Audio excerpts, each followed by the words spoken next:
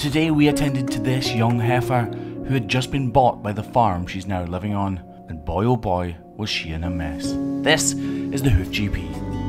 And I won't let it rush when I see you dance, and the moment comes when I fall and time goes slow. I fall into you.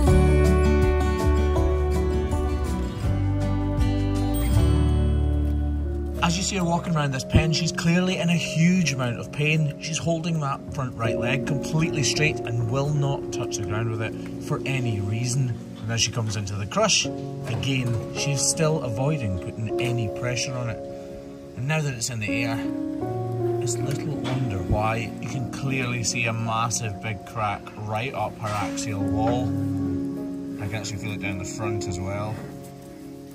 In fact, I was going to use the grinder, but I think I'll actually put it to the side first and use the knife. I think most of this is going to come away with the knife, and if I use the grinder, it's just going to kind of flop. Oh, look at that. Oh, it's got the pungent smell of dermatitis.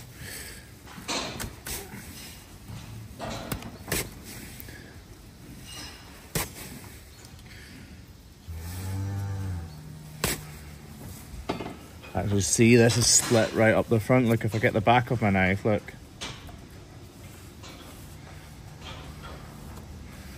Look at that.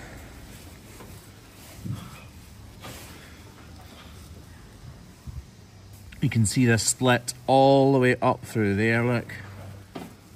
That's pretty crazy, isn't it?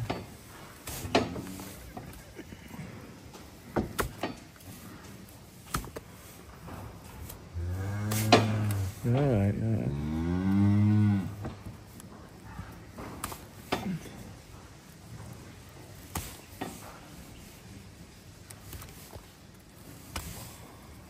Trying to understand what I can cut away and what I'm going to have to leave.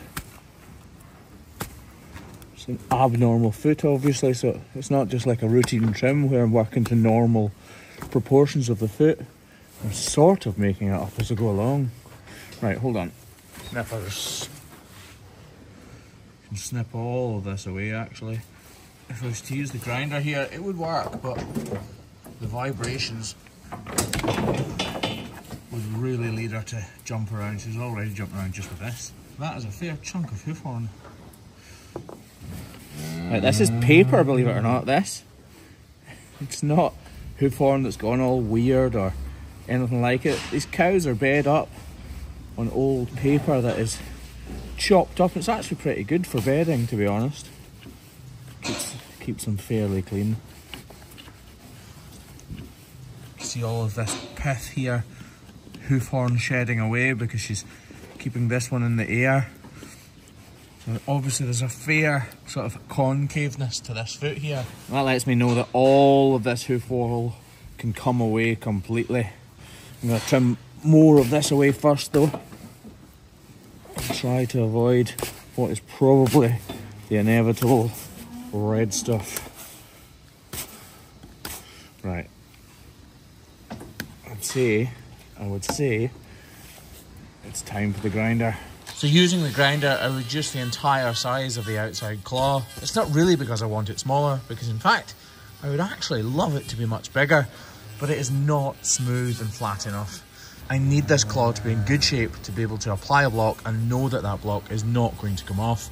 And once that's done, I move on to this inner claw and as carefully and gently as possible try to reduce all of the undulations and overall size away from this detached hoof horn. Just hose all of this out. Wow, that hole just goes right the way up into her foot. Well, that is a mess.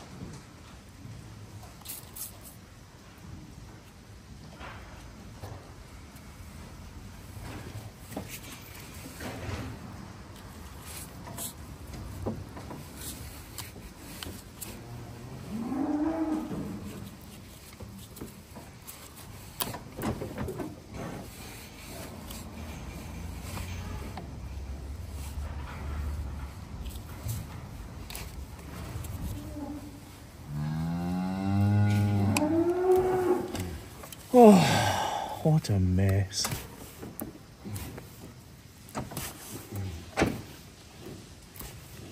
The aim is to get back to sound hoof horn or tissue or whatever is there, and take the weight away from this sore claw. All I really want to do is make her more comfortable and at least set her on the road to a more comfortable set of feet. You see that cavity that's going right up into her foot, that's full of all this gunk.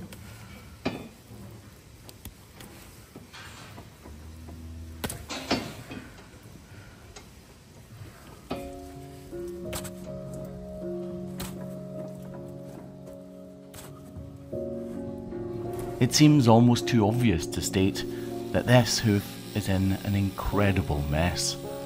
The pain this cow must be enduring must be excruciating. The hole travels all the way from the point of her foot right up to the hairline, where the hoof horn is actually formed.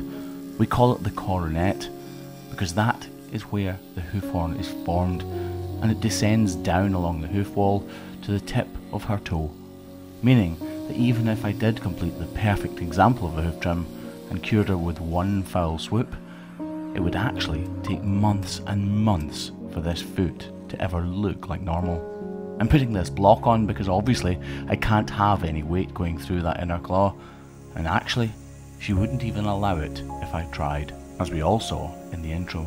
Once that block is in place and the trim is completed, we wrap it with salicylic acid and Repoderma in an effort to heal up the tip of her toe, and then she can be let go. On the right is how she was walking, and on the left is how she is walking now. There's a very slight improvement, but slight is all it is. I'm hoping in the next few days or so she begins to be able to use that block to its full potential.